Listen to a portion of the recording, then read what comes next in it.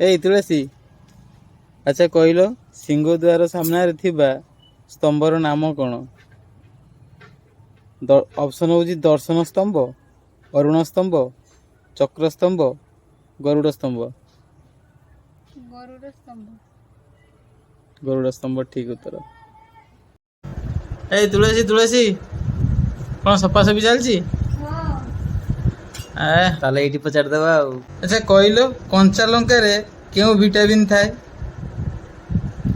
Option ହଉଛି vitamin C, vitamin K, vitamin B ଏବଂ vitamin ଏ।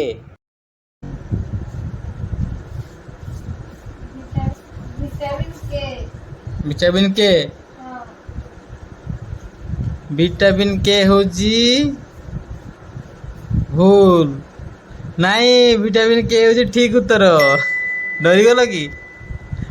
କଞ୍ଚା ଲଙ୍କାରେ ଭିଟାମିନ୍ କେ ହିଁ ଥାଏ। ଏଇ ତୁଳସୀ କଣ ପଢୁଛ? ସାଧାରଣ ଜ୍ଞାନ ବହି ପଢୁଛି। ଜ୍ଞାନ ବହି ପଢୁଛ? ଆଉ ଭଲ କଥା ଆଉ ଗୋଟେ ଜ୍ଞାନ କଥା କହିଲ। ପଚାର। ଆମର ବର୍ଣ୍ଣବୋଧ କିଏ ଲେଖିଥିଲେ? ଯୋଉ ବର୍ଣ୍ଣବୋଧ ଆମ ଟାଇମରେ ପଢୁଥିଲୁ। ଅପସନ କହିବି? ଆଚ୍ଛା କହୁଛି ମଧୁସୂଦନ ରାଓ, ମଧୁସୂଦନ ଦାସ, ଗୋପବନ୍ଧୁ ଦାସ, ସାରଳା ଦାସ। ଏମାନଙ୍କ ମଧ୍ୟରୁ କିଏ ଲେଖିଥିଲେ ବର୍ଣ୍ଣବୋଧ? Madhusudan Madhusudan Rao right answer.